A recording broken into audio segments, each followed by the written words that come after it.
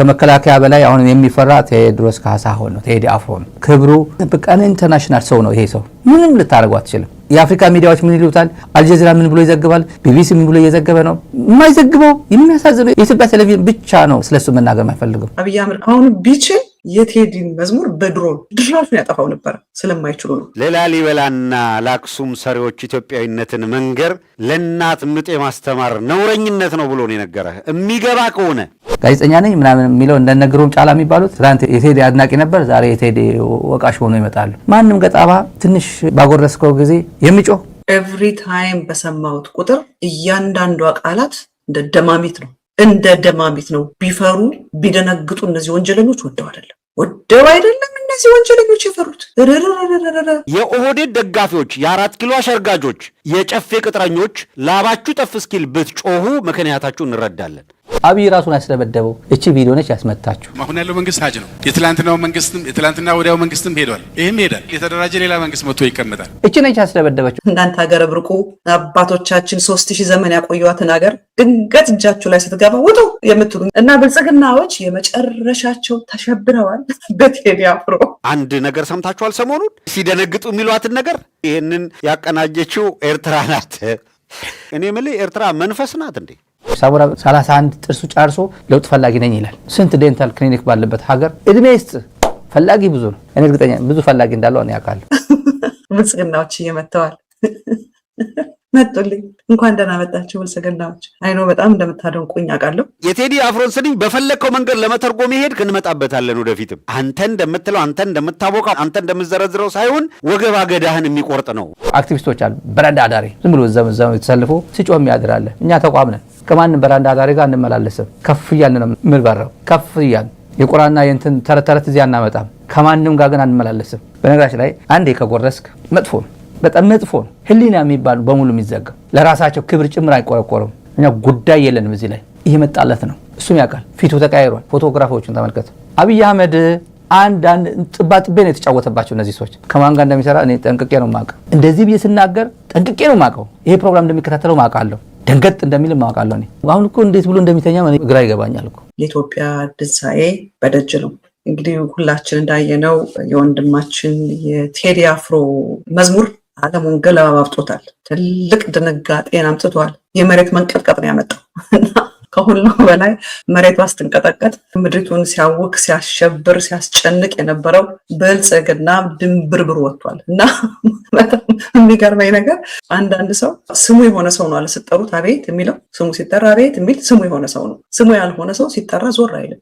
ብልጽግና ለእናንተን የተዘፈነው ወይ ለእናንተን የተዘመረው አልተባለም። ውሎ አድሮ ቅርፊቱ እየተላጠ ሲሄድ ውስጣዊ ማንነቱ ሌላ ሆነ። አጣርተን እናስራለን እንጂ አስረን አናጣራም ያለው ሰውዬ እንደዚህ የሚባል ጫውታ የለም በገፍ አስገባዋል። እንደውም ትላንትና እንነቅለዋለን ጉቶ እየነቀልን እንሄዳለን አለና የሚቃወሙትን ሁሉ መግደል ማሰርና ማሳደድን ጉቶ የመንቀል ያክል ቀላል አድርጎ አነሳው። ችግር የለም ከጠባቂ ጥፊ የምታልፍ አይደለም አብይ አህመድ። ጊዜ ደጉ ይፈርዳልና እናየዋለን። የሆነ ሆኖ አሁን እብሪት ውስጥ ስለሆነ ያለው በጉቶ መሰለና ጉቶ እየነቀልን እንሄዳለን አለ። ጉቶ ብሎ የኦሮሚያ ጉድ እንንገራችሁ። ኦሮሚያ አካባቢ ያለው ግድያ በጣም ብዙ ወንጀል ነው። ይሄ መንግስት ከወደቀ በኋላ ኦሮሚያ የሚፈጠረው ጉድ እንዴት ማኔጅ እንደሚደረግ ወደፊቱ የወረነ ቢስማ ኦሮሞ የቤት ስራ ነው።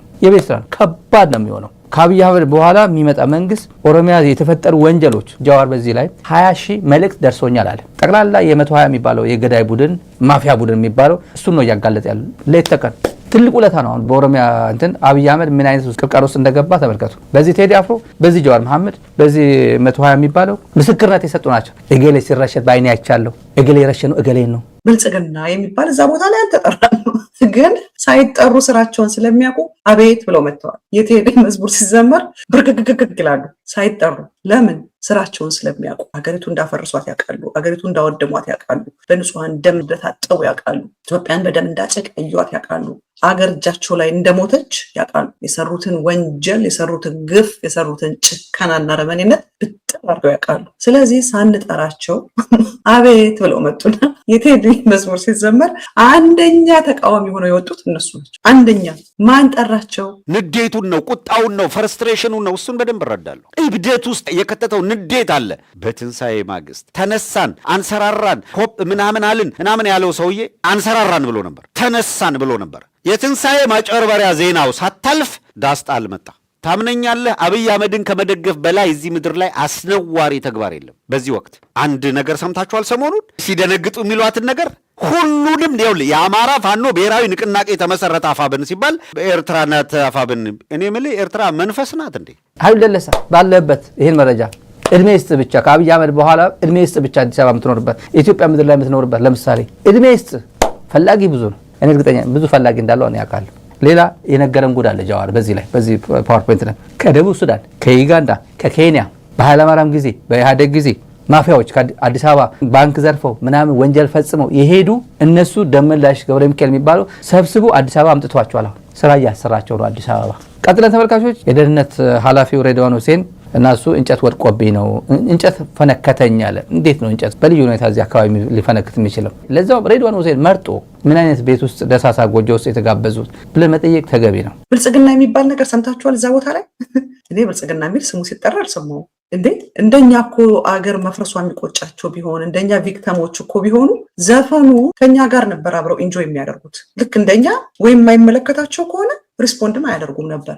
በቃ ምን ሲባል ያ ዘፈን ተሰምቶ ብለው በቃ በኃይለኛ ድሮን ቢኖራቸው ዘፈኑን በድሮን ያጠፉት ነበር። አብይ አህመድ ካሁን በፊት እንደነገረን አስተማሪዎችን ነው መሰለኝ ሰብስቦ በቤተ መንግስቱ ብንችል ታሪክን ድሊት ማድረግ የምንችል ቢሆን አለ ከዚህ እስከዚህ ድረስ ዘመን ያለውን ከታሪክ ደመስሰው ነበር አለ። ፓወር ቢኖረው ማለት ነው። ቴዲ አፍሮ ለዓመታት የጻፈውን ግጥም ከዜማ ጋር አዋህዶ አልበም አድርጎ አመጣው። ኤርትራ ናት ስፖንሰር አድርጋ መፈንቅለ መንግስት ለማድረግ ይህንን ያቀናጀችው ኤርትራ ናት።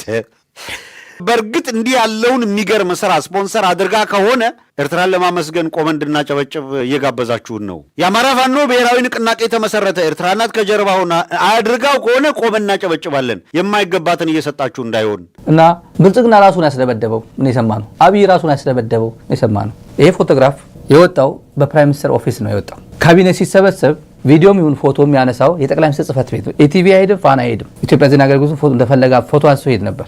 አሁን ግን በአብይ ዘመን ይሄ ነገር የለም።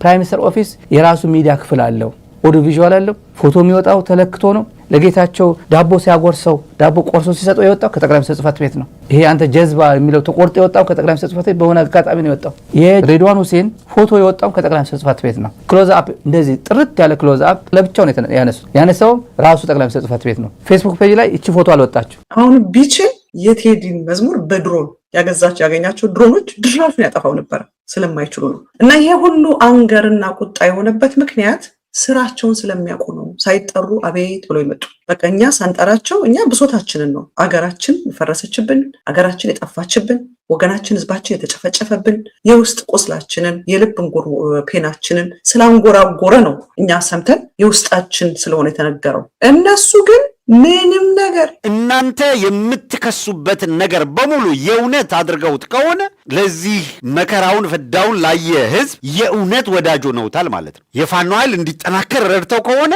የአማራን ህዝብ በመድፍ ጨርሰዋለሁ ያለው አካል የአማራን ህዝብ እንዳያጠቃው የሚከላከሉለትን ልጆች አቅም ገንብተው ከሆነ ከዚህ በላይ በታሪክ የሚያስወድሳቸው የሚያስመሰግናቸው ነገር ምን ይገኛል? የእውነት አድርገውት ከሆነ የመድፈር ወንጀልን እንደ ጦር ስልት ተጠቅመውበታል ተብሎ የዓለም አቀፍ ሪፖርት ነው። ከዛ ምን አደረጉ? ካለፈ በኋላ ኢንፎርማል በሌላ ሰው እንዲወጣ አደረጉት። በማንም ቴሌፎን የተነሳ አይደለም፣ በፕሮፌሽናል ካሜራ ተነስቶ አሾልኮ ነው ጠቅላይ ሚኒስትር ጽህፈት ቤት ያወጣው። እኔ እንደዚህ እየከሸከሽኩ ነው ማሰራሽ እያንዳንድሽ ነው አብይ እያስተላለፈው ያለው መልእክት። እየከሸከሽኩ ኮፍያ አውልቀው ብለውት ነው። ኮፍያ አድርጎ ነው እስከዚህ ድረስ ኮፍያ አድርጎ ነው የገባው ወደ ስብሰባ፣ ወደ ካቢኔ ስብሰባ። አውልቀው ነው ያለው። አውልቀው ለምን ያወልቀዋል? ምክንያቱም ፎቶ እንደሚነሳ ያውቃል፣ ፎቶ እንደሚያነሳው ያውቃል። ከዛ ኮፍያ አድርገ ፎቶ አትነሳ ብሎ አወለቀው። ፊት ለፊት እንዴት ተጋፈጠ። ፊቱን ምን መስሎ ድብን ብሎ ማለት ነው። ፌስቡክ ላይ እንጨት ነካኝ ምናምን አለኝ። ብልጽግና ነው የከሸከሸው፣ ብልጽግና ነው የከሸከሸው። ነውር ነው። እና ምክንያቱ ነገሩን፣ ቪዲዮ አላኩልን። ብልጽግናዎች እየመተዋል መጡልኝ። እንኳን ደህና መጣችሁ ብልጽግናዎች። አይኖ በጣም እንደምታደንቁኝ አውቃለሁ። ታንኪዩ። ከፊት አስቀምጧቸው ለገንቦልክ ወደኋላ ትንሽ እንዳባባ ተስፋዬ እናንተ ወደኋላ የኢትዮጵያ ወዳጆች ማጆሪቲ የኢትዮጵያ ህዝብ ምስኪኑ ቪክተሙ የብልጽግና ቪክተሞች ንጹሃን ወደኋላ ወንጀለኞች ነፍሰ ገዳዮች ብልጽግናዎች ወደፊት የፊተኛው ነው በርቀቁላቸው ብልጽግናዎችን ወደፊት ተቀመጡ እኛ እንደናንተ ባለጌ አይደለም ውጡልን አገር ውጡ አገር አትኖሩ የምትሉ እናንተ ሀገረ ብርቁ ይሄ እንዳይሆንብን ኢቭን የትግራይ ኃይሎች የእውነት የአብይ አህመድ አገዛዝ እንዳይበድለን እንዲህ እንዳያደርገን በጎን የአማራ ልጆች ደግፈው አስታጥቀው ሞታችንን ከተከላከሉ ጥፋታቸውን የሚሽር ጥሩ ተግባር እየከወኑ ነው ማለት ነው። ኃጢአት አድርጋችሁ በምትከሷቸው ተግባር ተገኝተው ከሆነ ለጽድቅ የሚሆን ስራ እየሰሩ ነው ማለት ነው። ይሄ ደግሞ የኦህዴድ ደጋፊዎች፣ የ4 ኪሎ አሸርጋጆች፣ የጨፌ ቅጥረኞች ላባችሁ ጠፍ እስኪል ብትጮሁ ምክንያታችሁ እንረዳለን። እናንተ የኛ የምትሏቸው ሰዎች 4 ኪሎ ላይ እንዲጸኑ እንዴት ነው እቺ ቪዲዮ ነች ያስመታችሁ ብሎ ላቁል። እቺ ቪዲዮ ነች ያስመታችሁ። አሁን ያለው መንግስት ጋር አያዝም። አሁን ያለው መንግስት ሀጅ ነው። የትላንትና ወዲያው መንግስትም ሄዷል። ይሄም ይሄዳል። ከኛ መካከል የተደራጀ ሌላ መንግስት መጥቶ ይቀመጣል። ተመልከቱ። መንግስት ሀጅ ነው፣ ይመጣል፣ ይሄዳል። አሁንም ይሄ መንግስትም ይሄዳል። ከኛ መካከል የተደራጀ መንግስት ይመጣል። እቺ ነች ያስደበደበችው። ይሄ መንግስት ይሄዳል ያለው አሁን ያለው መንግስት ጋር አያዝም። አሁን ያለው መንግስት ሀጅ ነው። የትላንትና ወዲያው መንግስትም ሄዷል። ይሄም ይሄዳል። እቺ ነች ያስመጣችሁ። አብይ አህመድ እንዴት ነው ዝም ብሎ ሄዳል ብለ ሁሉም ሰበብ የሚፈልገው የኢትዮጵያ ህዝብ ቋፍ ላይ ያለ የኢትዮጵያ ህዝብ ይሄ መንግስት ይሄዳል ብለ እንደዚህ አይነት ቋንቋ የምትናገረው ብሎ እድማችሁን አገር ብታስተዳድሩ ብርቅ የሆነባችሁ እናንተ ሀገረ ብርቁ አባቶቻችን 3000 ዘመን ያቆዩዋትን ሀገር ድንገት እጃችሁ ላይ ስትገባ ውጡ የምትሉ እኛ እንደናንተ አይደለንም። የፊቱን ወንበር ልቀቁላቸው፣ ፊት ይቀመጡ። ባለጌዎቹ ብልጽግናዎቹ ሀገር አፍራሾቹ ኢትዮጵያን የገደሏት መጥተዋል። ነፍሰ ገዳዮቹ መጥተዋል። የፊት ወንበር እኛ ሰው አክባሪ ነን። እንዲህ አክብረን ነው ትውልድን ያኖር ነው። እስከዛሬ ኢትዮጵያ የቆየችበት ምክንያት ሁሉን አቅፈን ስለኖርን ነው። ውጡ ሳንል፣ ዞር በሉ ሳንል፣ አናስገባችሁን ሳንል፣ እናባራችኋለን ሳንል ሁሉንም አስተናጋጁንን ኢትዮጵያ የምትባለውን ሀገር ለትውልድ አስተላለፍ ነው። የእኛ ቤተሰቦች በገፍ እንዲያልቁ ወያኔ እኮ ጠላት ነው እያልክ ስትዘምር የምትውለው ወያኔ በጓሮ በር መታ 4 ኪሎ ከኦህዴድ ጋር ዝምድና እንድትፈጥርና የወያኔ የምትላቸው ሰዎች ጀነራሎች እና መስመራዊ መኮንኖች በብርሃኑ ጁላ መከላከያ ውስጥ ገብተው አማራን እንዲወጉ ስትለምኑ የነበራችሁ ናችሁ። በጓሮ አንዴ ፕሪቶሪያ አንዴ ታንዛኒያ ስታለቀልቅ የነበርኩላ ማለት ነው። ማንንም ለማሸማቀቅ አቅሙ ድፍረቱ የለም። በዚች ነው ቋጥሮ እኔም እንደዚህ የከሸከሽኩ እኔም እንደዚህ ያደማዋችሁ እንደዚህ ያቆሰልኳችሁ ሚኒስትር ሆነ ግን ትቀጥላለህ እኔ እንደዚህ ነኝ የሚለው መልእክት ግን ኮንቬይ ያደረገ ያስተላለፈላቸው ነው። አንድ ልመረቅላችሁ። ወጣት ጀነራል ጻድቃን ገብረትንሳኤ ወጣት ነው። ሳቡራ ለውጥ ፈላጊ ነው። 31 ጥርሱ ጫርሶ ለውጥ ፈላጊ ነኝ ይላል። ስንት ዴንታል ክሊኒክ ባለበት ሀገር ዘርግፎ ማለት ነው። ጻድቃን ወጣት ጻድቃንም ለውጥ ፈላጊ ነኝ ወጣት ነኝ ብሎ ንግግር አድርጓል። ከመከላከያ በላይ አሁን የሚፈራ ቴዎድሮስ ካሳሁን ነው። ቴዲ አፍሮ ነው። ወንጀለኛ እኮ ነው መከላከያ እና እጁ ላይ ምንም የለበት ንጹህ ሰው። እንደዚህ አሜሪካ ስቴት ዲፓርትመንት 15 ተቋማት ዛሬ ኢትዮ አሜሪካን ተቋማት ለአሜሪካ ስቴት ዲፓርትመንት ሴክሬታሪ ሪቪው ደብዳቤ አስገብቷል። ወላጆቻችን አባቶቻችን ኢትዮጵያ የምትባለውን ሀገር ብሔር ብሔረሰቦች የሚኖሩባት ያደረጉት ሁሉን በሰፊ ልብ አስተናግደው አገርህ ነው እያሉ ነው። በቃ ቤት ለእንግዳ ነው ባህላችን ራሱ ሰሜን አካባቢ ቤት ለእንግዳ ነው የሚባል። ቤትህ ለእንግዳ ነው የምትለቀው። እንደናንተ ሀገረ ብርቁ ድንገት ሀገር እጃችሁ ላይ ስትገባ ፍርስርስ አድርጋችሁ መሀል ገብታችሁ ሌላውን ገፍታችሁ ሌላውን ዳር አውጥታችሁ እናንተ መሀል ላይ ተቀምጣችሁ ውጡ አላስገባም እንደምትሉን አይደለንም። እኛ ኑ ግቡ ተቀመጡ ይበቃናል ለምንድን። ነገር ግን አማራ በብቸኝነት ሁሉንም ቀይሮ እንደነሱ ተረኛ ሆኖ ሌላው ላይ በኃይል ለመጫን አልተነሳም፣ አይነሳምም። እንዲህ ያለ አጀንዳ የለውም። ተጨቆንኩ ብሎ የተነሳ ጭቆናን የሚያውቅ ነፃነት ምን እንደሆነ የሚገባው ህዝብ ነው። እኩልነትን እንጂ ብልጫን አልጠየቀም። እያንዳንዱ የሚጠይቀው የስልጣን እርከን ነገ ማንም አልፎ ሀጅ ተነስቶ የማያጠቃው መሆኑን የሚያረጋግጥበት መሆን አለበት። ከዚህ በኋላ እንደነ ብርሃኑ ጁላ ያለ ሰው መከላከያ እንዲቆጣጠረው እንደነ ደመላሽ ያለ ፌዴራል ፖሊስን ይዞ እነ ሲሳይ ቶላ የሚቆጣጠሩት የደህንነት መስሪያ ቤት ካለ ሞቱ ይቀጥላል። ያ እንዳይሆን ያደርጋል አማራ። ማስገባት ብቻ አይደለም። እነ ታቦርናጂ ምናምን እያደነቁት ነበር። ኢትዮጵያ ምድር ላይ አርቲስቶች ለህዝባቸው ድምጽ እየሆኑ ነው፣ ከጋዜጠኞች ይልቅ አርቲስቶች ድምጽ እየሆኑ ነው ብሎ እንትን አድርጓል። ዛሬ ደግሞ የተለያዩ ኢትዮ አሜሪካ ተቋማት ለአሜሪካ ማርኮ ሩቢዮ ደብዳቤ አስገብቷል። ይሄን ያውቋል ያለው ፕሬሸር ምን ማለት እንደሆነ። ክብሩ አገር ቤት ያለው ውጭ ሀገር ያለው በየኤምባሲው በቃ ኢንተርናሽናል ሰው ነው። ይሄ ሰው ምንም ልታደርገው አትችልም። የአፍሪካ ሚዲያዎች ምን ይሉታል? አልጀዚራ ምን ብሎ ይዘግባል? ቢቢሲ ምን ብሎ እየዘገበ ነው? የማይዘግበው የሚያሳዝነው የኢትዮጵያ ቴሌቪዥን ብቻ ነው። ይሄን ሚዲያ ስለሱ መናገር የማይፈልገው ሚዲያ የመንግስትና ብልጽግና ነው፣ ፋርሴ ብላ ነው። አንድ ወዳጃችን ምን ይለኛል? ፊንፊኔ የሚል ዘፈን ስዘፍንላቸው ፖሊሶች ደስ ይላቸዋል አለ። ሲቀልዱብኝ መሬቱ ሰፊ ነው፣ ቤቱ ሰፊ ነው ነው የምንል። ጥጃህን ጥቦትህን ረድለት ነው የምንል እኛ። ባህላችን እንዲህ ነው። እና ብልጽግናዎች የመጨረሻቸው ተሸብረዋል በቴዲ አፍሮ እና አይ ኢንጆይድ ሶ ማች። እና ኢትዮጵያኖች ተናገሩ። ኢትዮጵያኖች አሁን ቲክቶኩን በሉት ፌስቡኩን በሉት ያለው ሶሻል ሚዲያ በሙሉ ከስንኞቹ የተለያየውን እያወጡ ክሊፕ እየሰሩ የኢትዮጵያ ባንዲራ ሽብርቅ አወጣች። የቴዲን ስንኝ የቴዲ አፍሮን ስንኝ በፈለግከው መንገድ ለመተርጎም ይሄድ እንመጣበታለን ወደፊትም። አንተ እንደምትለው አንተ እንደምታቦቀው አንተ እንደምትዘረዝረው ሳይሆን ወገብ አገዳህን የሚቆርጥ ነው። እውነት ለመናገር ምጥ ለእናት ማስተማር ለላሊበላና ለአክሱም ሰሪዎች ኢትዮጵያዊነትን መንገር ለእናት ምጥ ማስተማር ነውረኝነት ነው ብሎ ነው የነገረህ። የሚገባ ከሆነ ትላንትና ኢትዮጵያዊ ለመሆን እደራደራለሁ ተደራድረን ነው ስትሉን የነበራችሁ ሰዎች ለእኛ ኢትዮጵያዊነትን ልትነግሩን። አዲስ አበባ ያሉት ቲክቶክ ላይ ምናምን መናገር አይቻልም። ቴዲን ማድነቅ የቴዲ ዘፈን ተጠቅሞ የሆነ ነገር መስራት ምናምን ኮንተንት መስራት ወንጀል ነው። የኢትዮጵያ ቴሌቪዥን የኢትዮጵያ ኤፍኤሞች ምንም ነገር መናገር አይችሉም። ትእዛዝ ተሰጥቷቸዋል። ጭፈራ ቤቶች ምናምን የቴዲ አፍሮ ዘፈን ማዘፈን አይችሉም። ይሄ መንግስት አይደለም፣ የጋንግስተር ግሩፕ ነው። ዝም ብሎ በቃ አውደልዳይ ነው። ዳሳን ጥልም የሚሉ ሆ የሚሉ ፓስተሮች ደግሞ እኛ የኢትዮጵያ ፓስተሮች ፈጣሪ በጣም ኢትዮጵያ እየገነባት ነው። እኛ ኢትዮጵያ ሀዘን ላይ አይደለችም። ኢትዮጵያ እየወጣች ነው፣ አቀበቱን እየወጣች ነው፣ ተራራውን ቁልቁለቱን ምናምን ይላል። ፋርሴ ውላ የምንለው ለዚህ ፓስተር ነኝ ምናምን ነኝ እያለ በየቦታው የሚቀልደው የጃጅመንት ዴይ እየመጣ ነው። የፍርድ ቀን እየመጣ ነው። ኤቭሪ ታይም በሰማሁት ቁጥር እያንዳንዷ ቃላት በቃ ትልቅ ድምፅ ናት። እንደ ደማሚት ነው። ቢፈሩ ቢደነግጡ እነዚህ ወንጀለኞች ወደው አይደለም እነዚህ ወንጀለኞች የፈሩት ወደው አይደለም። በጣም አስፈሪ ነው። ኤቭሪ ታይም የዘፈን ሲሰማው ድንብር እግራቸው የሚወጣው አስደንጋጭ ነው። አገር ግንባታ እንደ አገር ማፍረስ ነው የሚመስላቸው። ስለዚህ ለሱ ቀላል ነው። ያልገነባ ለማፍረስ ምንም አይጨንቀውም። ዋጋ የከፈልክበትን ነገር አታፈርሰውም። እነሱ ግን ስላልገነቡ አገሪቱን ማፍረስ ለነሱ ቀላል ነው። ኢትዮጵያዊ ለመሆን እንደራደር ያላችሁ ሰዎች ኢትዮጵያዊነትን ለኛ እንንገራችሁ ስትል ወግድ ማንነቴን አንተ አትነግረኝም፣ እኔ የማይኖርኩበት ማንነት ነው። አንተ ግን በድርድር ነው ኢትዮጵያዊ መሆነው ስትል የነበርክነ የተነገረ እስከ አፍንጫ እስኪያቅር እስክጠግብ ድረስ ተነግረዋል። በደንብ በልኩ ወዴት ግን ገደም ዳምቤ ነው ስርዓቱ። አየ አማራጭ አጋጣሚ ነው የሚጠቀመው። አሁን አይታችኋል ዘፈኑ የእናቴ ምትክ ጥላዬ እያለ እግዚአብሔር ውብ አድርጎ ሰራሽ እያለ ለሚስቱ ያቀነቀነውን የአዲስ አበባን ውበት ሊያሳይበት ነው የሚል ዘመቻ።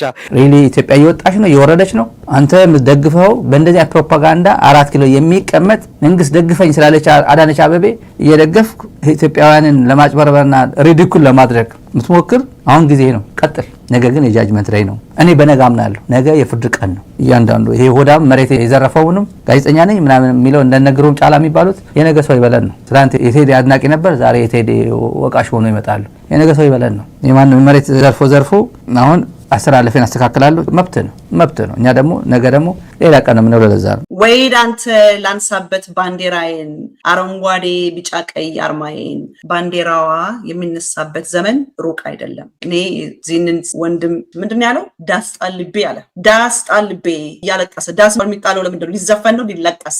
ለጽዮን አልቃሾችን አስነሳላችኋል። የአብይ አህመድ ዘመን እያበቃ ነው። አብይ አህመድ ዘመኑ እያበቃ ነው። ይሄ ሁሉ የሚደባልቀው የሚደነግጠው የምታየው ዝም ብሎ አይደለም። እየወጣ የአቦን መገበሪያ እንደሰረቀ የሚያስለፈልፈው መንግስቱ መውደቂያው ጫፍ ላይ ስለደረሰ ነው። ታዲያ አዲስ አበባ ውበት የገለጸበት ከሆነ ምን ተግድ ይዟችሁ ነው መግለጫ የከለከላችሁትና እንደዚህ ያበዳችሁት? አየህ የአብይ አህመድ ያገዛዝ ስርዓት ባህሪ ያልኳችሁ ይሄን መዋሸት፣ መካድ፣ ማምታታት የቅጥፈቱ አንድ አካል ይሄ ነው። አሁን በዚህ ውስጥ ደግሞ ተመሳስሎ መጥቶ ቆይ እንዲህ አድርጌ ካልተዋጣልኝ እንዲህ አድርጌ ደግሞ ላደናገር ሲሆነ የዋህ ክፍል እንዲህ ነው እንዲህ ብሎ እንዲደናገር ነው። እንዲህ ያለ ማደናገርና የተወሳሰበ ሴራ ሊሰሩ የተዘጋጁበትን ነገር ማጋለጥ ላይ ስለማተኩር ነው ዛሬ። እና አሁን አብይ የሚፈልገው ምንድን የሰማነው አንደኛ ምቹ ሁኔታና ጊዜ መፈለግ ነው። ይሄ ነበር ትንሽ ቀዝቀዝ እንዲልለት። ይሄ አሁን ያለው ሙቀቱ በጣም ከባድ ነው ያለው። አሁን ኢትዮጵያ ምድር ላይ ምን አይነት ኒውክሌር እንደተኮሰባቸው ኢትዮጵያ ምድር ላይ የምናየው ነው። እያንዳንዱ ቤት አርት ነው የሰራው። ምን ወንጀል የለው ምናምን የለው።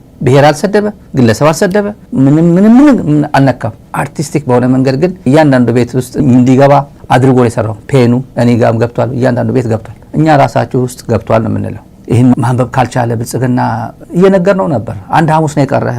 አዲስ አበባ ያለው እያንዳንዱ ቤት አንኳኳ።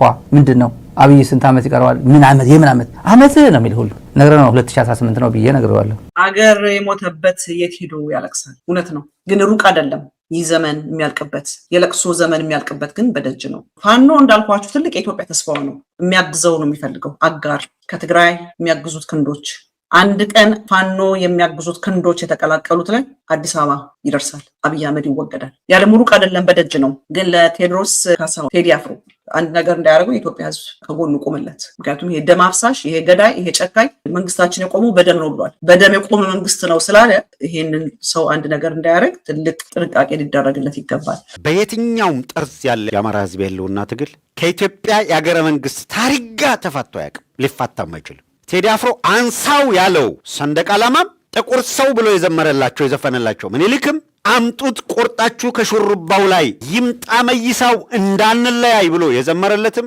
የኛው ናቸው። ከኢትዮጵያ የታሪክ አውድና ገመድ ከኢትዮጵያ እሴት የተለየ የአማራ ትግል የለም። ጀንበር ቅዱስ ዮሐንስ ወጫለሽ፣ ጀንበር ትመጫለሽ ቅዱስ ዮሐንስ ሲባል የሆነ ለውጥ ጀንበር ማለት ብርሃን ነው አይደል? ብራይትነስ የሆነ ነገር ተስፋ ነው። እና ብልጽግና እዚህ ላይ የተቃጠለበት እንደንትን ነው የተቃጠለበት ዝም ብሎ ያረረበት ይሄ ነገር በጣም ኮንሲኩዌንሱ ቀላል ነገር አለ። አብይ ደግሞ ያው የለም እንቅልፍ የለውም። በፊኛ በኩል የገባ እባብ ሆኖበት የተቆረጠ እባብ ነው የሆነበት። አይወጣም እባብ። የተቆረጠ እባብ በሰርጀሪ ነው የሚወጣው። አክቲቪስቶችን ወስዳለሁ ይቀጥላል። ምንም የሚምረው ነገር የለም። አብይ አህመድ ማንንም አይምርም አይደል? ገጣዋ ይሻለኛል፣ ይሄ ብላክቦርድ የዲሲ ብላክቦርድ ብቻ ይሻለኛል ብሎ ካልሆነ በስተቀር ሌላው በዚህ በተራ መጥቷቸዋል። አሁን ኮምፕሌን የሚያደርጉ ልጆች አሉ። የሱ አፈቀላጤዎች የነበረው አዲስ አበባ ፋኖ በቅርቡ አዲስ አበባ ይገባል። እንግዲህ እነ ደብረ ጽዮንም አሻፈረኝ የአብይ አህመድን መንግስት አልፈልግም ብለዋል። እና ተስፋ የምናደርገው ከፋኖ ጋር ሆነው ወደ አዲስ አበባ እነ ኦላም በጣም ጠንክረዋል። ስለዚህ አንድ የፋኖ ትልቅ ታጋይ በቅርቡ በስልክ ሲያወራኝ አይ ጋራንቲ ዩ አይ ፕሮሚስ ዩ እኔ በእኔ ዘመን የአማራ ህዝብ ከትግራይም ሆነ ከኦሮሞ ህዝብ ጋር አይዋጋም ብሎኛል። ስለዚህ ከዚህ በኋላ ውጊያው ከአብይ አህመድ ጋር እንጂ የጎንዮሽ ውጊያ አብቅቷል። የአብይ አህመድ መንግስትም እያለቀለት ነው። ህወሓቶቹ ጦርነት ሊገቡ ነው ማለት ነው። የብልጽግና አገዛዝን በቃን ብለዋል ማለት ነው። አንዳንድ ቅራቅንበዋል። አባይ ድንገት ብድግ ብለህ ከሳይክል ተራ ወደ ትንታኔ ተሸጋግረህ ለአማራ ህዝብ ላስረዳው ምን እየተባለ ነው ያለው? የአማራን ህዝብ ለኢትዮጵያዊነት እሴት እንደ ትሬት እቆጥራለሁ በፋኖ ስም የውልህ ልንገርህ። ኦህዴድ እንደዛ ነው የዘመተው። የፋኖ እንቅስቃሴ ለኢትዮጵያ አደጋ ነው አለ። ለየትኛው ኢትዮጵያ? ለየትኛው ኢትዮጵያ? ለኦህዴድ ኢትዮጵያ ነው። ለአባቶቻችን ለቅድመ አያቶቻችን አገር ኢትዮጵያ ነው። ለጥንታዊት ኢትዮጵያ፣ ዓለም የሚያውቃት ኢትዮጵያ የአማራ ህዝብ እሴቱ ናት። የማይጥላት የኖረላት እሴት ናት። የዩጋንዳ ጓደኛችንም ተመልሷል ወደ ቀልቡ። አበረታቱት፣ እንዲያው አበረታቱት። ዩጋንዳ ያላችሁ አበረታቱት። ወደ ቀልቡ የተመለሰ በሙሉ አበረታቱት። አንድ ደስ ይለኛል። ወደ ቀልቡ የተመለሰ ወደ ህሊናው የተመለሰ አብይን በልኩ መናገር የጀመረ ሰው አብይን በልኩ መናገር የጀመረ ማለት ወደ ቀልቡ ተመልሷል ማለት ነው። ማንም ገጣባ ትንሽ ባጎረስከው ጊዜ የሚጮህ ምናምን ዋጋ የለውም። እሱ ቀጥ ብሎ ነው እንደደረቀ ቀጥ ብሎ ለእውነት የሚኖር ነው። እሱ ላይ ደስ የሚለኝ እሱ ነው። ኢቭን ቀጥ ብሎ ዝም ብሎ ኮንሲስተንት ተቃዋሚ የሚሆን እኮ ደስ ይለኛል። በቃ ማንነቱን እናውቀዋለን። እዚህ እየረገጠ እዚህ እየመረገጠ እዛም እየበላ የሚሄድ ግን ይሄ የመጨረሻ ለእናቱም ለልጆቹም አይሆንም። ይሄ አይሆንም። እንኳን ለሀገር አምኖበት ሳይሆን ተገዝቶ የሚጽፉ ተገዝቶ የሚናገር ሁሉን በልካቸው ይሄ ነገር ነው እዚህ የምንመጣው። አብይ አህመድ ጥርስ ሲተክልለት ወንድነቱን ሰልቦበታል። ጥርስ ሲያስተክልለት ህሊናውን ሰልቦበታል። ጥርስ ሲያስተክልለት ሞራል የሚባለውን ነገር ወስዶበታል። ሲያስተክልለት እውቀቱን ሁሉ አዘርፎታል። አሁን ሰውየው የሚጮህ ባዶ ቆርቆሮ ነው። ዝም ብሎ በአረግቶች ተረት የተሞላ የሚጮህ ባዶ ቆርቆሮ። ስለዚህ ስለኔ መጥቶ የሚያወራውን ትርክት እስካሰማ ድረስ ጓጉቻለሁ። ስለኔስ ምን ይሆን የሚለው ትምህርት አልተማረችም ይሆን የሚለኝ ወይ ባሏ አይደለም ወይ ስሟ ከሌን የሚባል የከሌ ልጅ ናት። ይኸውልህ ለአማራ ህዝብ፣ ለአማራ ፋኖ፣ ለአማራ አደረጃጀቶች በፈለግከው ፕላትፎርም ተደራጅተህ መጥተህ ስለ ኢትዮጵያዊነት ልሰብክ ነው እንዳትል። ለአማራ ህዝብ ኢትዮጵያዊነትን እኔ ላስተምር እንዳትለውና ራስህን እንዳታዋርድ። ከየትኛው የኢትዮጵያ ቅርጽ ነው የአማራ ህዝብ ተነጥሎ ለኢትዮጵያ አደጋ ነው የምትለው? እነ ሌንጮ የሚጠየፉት ሸማ ከሆነ የእናቶቹ ቀሚስ ነው። አብይ አህመድ የሚጠየፈው ዶሮ ከሆነ አትብሉት ሲል የነበረው የእናቶቹ ውጤት ነው። ጠላው የእናቶቹ ውጤት ነው። አፈርድሜ አብለተን ነው በረንዳ ዳሪ የምናደርግ። እያንዳንድ አሁን በረንዳ ዳሪ ሆኑ ምን ተመቻቸውን? አልተመቻቸውም እኮ በረንዳ ዳሪ እኮ አይመችም እኮ። ኮንስቲትዌንሲ ሌስ ነው የምትሆነው ነው። አብይ በኩዴታ ነው የመጣው። አብይ በምንድን ነው የመጣው? ጌታ ፈቅዶ ኃይለማርያም ደሳለኝ እንዳለው ተአምር ነግሮኛል ጌታ። ከ3 ወር በፊት አብይ ጠቅላይ ሚኒስትር እንደሚሆን ጌታ ነግሮኛል እንዳለው። ኧረ እሱ እኮ እንደዛ እኮ ፕሮፌሲ የሚባለው ቀልድ እኮ ፕሮፌሲ እኮ አይደለም ይሄ። እሱ ወደ 2 ሜትር ወደ ላይ እየዘለለ እንደፈለገ ዩጋንዳና ኬንያ ሄዶ እንዲጸልይ ስለፈቀደለት አብይ ደስተኛ ነው። እውነት ነው። ኢትዮጵያን ግን ገደል ከቶ ፕሮፌሲ ነው ነግሮኛል ጌታ ነግሮኛል አማክሮኛል የምትልበት ቀልድ ነው። ሴኩላር ገቨርንመንት ነው ይሄ መንግስት። ሴኩላር ሀገር ነው። እዚህ ጌታ ነግሮኛል አላህ ነግሮኛል ተብሎ የሚነገርበት ሀገር አለ። እናቷ ከሌላት አባቷ ከሌ ነው ይሆን የማላውቀው ታሪክ ሁሉ ነገረኛለሁ። ያስቀኛል እኮ አንሲቪላይዝድ የሆነ ሰው ስታሊን ስሜ ስታሊን ነው ካል በስታሊን ነው የምትጠራው። if you civilized, if you educated, if he said my name is Stalin, you call him by that. እሱ ጥራኝ ባለ ስም መጥራት ራስን ነው ከፍ እንድታደርግ የሚያደርግህ። ሲቪላይዝድነትህን፣ አርቆ አሳቢነትህን፣ የተማርክ መሆንህን፣ ሪስፔክትፉል የሆንክ መሆንህን፣ የሰውን መብት አክባሪነትህን ማሳያ ነው። ግን እሱ ባልነገርህና እሱ በማያውቀው ስም መጥራት ግን እሱ ባልፈቀደልህ ስም መጥራት ግን ኋላቀርነት፣ መሀይምነት፣ ድንቁርና፣ የሰውን መብት መጣስ መሆኑን ግን አላወቅም። አትጨፍረው የሚለው ቡሄ ማንነቱ ነው። ግጥሙ አያምርም የሚለው እንቁጣጣሽ የእሱ መገለጫ ነው። እነሱ ሊያጠፉት እኛ ልንጠብቀው የምንታገለውን እሴት እናስተምራችሁ ብለህ እንዳትሞክረው። አዲስ አበባ የዳዊት ከተማ ናት ካላወቅከው። ስሟም በራራ ነው። በጠቅላይ ግዛትነት ዘመን የሸዋ ፈርጥ ማዕከል ናት አዲስ አበባ። ሌላ ልጨምርልህ። አገዛዙ አዲስ አበባን የሚያጠቃበት መሰረታዊ ምክንያት አማራና ኦርቶዶክስን ከመጥላት የሚመነጭ ፖሊሲው የሚቀዳ ነው። ወደድክም ጠላህም ሪያሊቲው እሱ። ኃይለማርያም ደሳለኝ ነገ ጠዋት የጊዜ ጉዳይ ነው። የጊዜ ጉዳይ ጌታ ነግሮሃል። ማን የሚባል ጌታ ነው? አቶ ማን የሚባሉ ጌታ ናቸው። አብይ አህመድ ይሁንልህ ብሎ የታለ ይሄ ጌታ? አምጣው። እስካሁን ኦሮሚያ አካባቢ ያለው ይሳደባሉ። በረጋሳ ዝም ብሎ እየመጣለት ነው። ጃዋር ይመጣል። በቅርቡ ይመጣል አዲስ አበባ። እንዴት ብሎ እንደሚመጣ ታውቃላችሁ? ይመጣል። እያንዳንድሽ መጥፎ ነገር አሁን ሬኮርድ ካለ ጥሩ አይደለም። ማን ነው የሚባለው? ብራዚል የቀረው አትሌት የብረታ ብረት ነጋዴው ይሄ ማን የሚባለው በእግሩ የሚያስበው ለነሱ ጊዜ የላቸው። እነሱ ነገ ጧት ተያዥ ናቸው። እነ ቤተልሔም ታፈሰ ነገ ጧት ተያዥ ናቸው ከሬድዋን ሁሴን ጋር ከአብይ ጋር። ይሄ ነገ ዲያስፖራ ናቸው እነሱ። ፕሮግራም ሼር፣ ላይክ፣ ሰብስክራይብ አድርጉት። ብልጽግናዎች እንግዲህ እስክታዩ ድረስ ያው በጉጉት እንደምትጠብቁኝ አውቃለሁ። የኔን ነገር አያስችላችሁም፣ ሰምቻለሁ። በጣም ነው የምትሰሙኝ። አም ሶሪ እንግዲህ አይ ዶንት ሃቭ ታይም። እንደናንተ የብልጽግና ሚሊሻ አይደለሁም። አብይ አህመድ ፍርፋሪ አይጥልልኝ። በእጆቼ ሰርቼ ስለሆነ የምኖረው እንደፈለግኩ አልመጣምና ያው ሲመቸኝ ስራ ጨርሼ ስመጣ እመጣላችኋለሁ። እስከዛ ድረስ ግን በመላው አገሪቱ ስርዓቱ ጠላት ያደረገው አማራና ኦርቶዶክስን ነው። ጭራሽ በጣም በሚገርም ሁኔታ እነ ሞቅ ቤት ዙረሽ መጣሽ እንደተባለው እኮ ነው። እነ ሞቅ ጭራሽ የአማራ የለውና ትግል ከአዲስ አበባ የትግል ስሜትና ምናምን አንጻር የሚል ትንተና የት ጋር ቁጭ ብለን የጻፍከው ጌታው? አዲስ አበባ የሚል አደረጃጀት ይዞ መጥቶ የአማራን ትግል በትሬትየው እዛ ታዲያ ከወዴድ በምንድን ነው የምትለየው? ታዲያ ከጨፌ ምንድን ነው ልዩነትህ? ይሰደዳሉ፣ ዲያስፖራ ሆነው ይመጣሉ። ዲያስፖራ ደግሞ የሀገር ባለቤት ይሆናል። ምን ጥርጥር አለ? በወንጀል የተጨማለቀ ግን ነገ ጠዋት ሳይፈልግ ቃሊቲ ካልገባ ዲያስፖራ ነው የሚሆነው፣ ይሰደዳል ማለት ነው። በመጨረሻም ጸምዶ ድንገት ይላል የብልጽግና ካድሬ ሁላ ጸምዶ ሱዳን ገብቷል። ሱዳን ካርቱም ኤርትራ አክቲቪስቶች እና ወሳይድም ሌሎችም እዛ ሄዷል። ካርቱም የሱዳን መንግስት ባለስልጣናትም ነበሩ። ትግራይም ተወክላለች። እዛ ተለቅ ባለ ሰው ላይ ተወከለችው። በዚህ አጋጣሚ አማራም በአንዳርጋቸው ጽጌ ተወክላለች። በዙም ገብቷል አንዳርጋቸው ጽጌም። የኢትዮጵያ የተለያዩ ኃይሎች የተገኙበት ነው። የሚሉኝስ ሙዚቃ በምን ላይ ደረጃ እያለን እያወቅሽ ለምንድን ነው የምስቅሽ? ያስቃል። የትግራይ ችግር ለምንድን ነው የማልስቀው እንዴ? ታዲያ ምን ማለት አለብኝ? ከብልጽግና በላይ የሚያስቃለ? በጣም ያስቁኛል እንጂ በጣም ከጥርስ ያልፈው አይንንም ያስቁታል። ኤኒዌይስ ብልጽግና መውደቂያው ደርሷል። የኢትዮጵያ የምስራች የጽዮን ልጆች አንገታቸውን ቀና የሚያደርጉበት፣ ከጽዮን እንባ የሚታበስበት፣ በለቅሶ ፋንታ ደስታ የሚሰማበት ዘመን በቅርብ ነው። ድል ለፋኖ፣ ድል ለቲዲኤፍ፣ ድል ለመላው ኢትዮጵያ። አሁን እነንቶኔ አንጃ መፍጠሪያ ስታጣ ኦህዴድ የአማራ ፋኖን በሚከስበት መንገድ ከሰ ልትመጣ ነው። ሙሉ በሙሉ ለይቶልህ ምነግራችሁ አንድ ግሩፕ ተፈጥሮ በአማራ ትግል ውስጥ ቆየን የሚሉ በአማራ ትግል ገንዘብም ያጋበሱ ጭምር ተመልሰው ያንኑ ጊዜ ጠበበብን ቦታ ስፍራ አጣን ብለው ሲያስቡ አማራው ላይ ለመዝመት ዱለታ እየተካሄደ ነው። እንዴት አድርገን እንነጥል የሚል ዘመቻ ለማድረግ ቅንጅት እየተደረገ ነው። ክህደት ፊት ለፊት ልትመጣ ነው።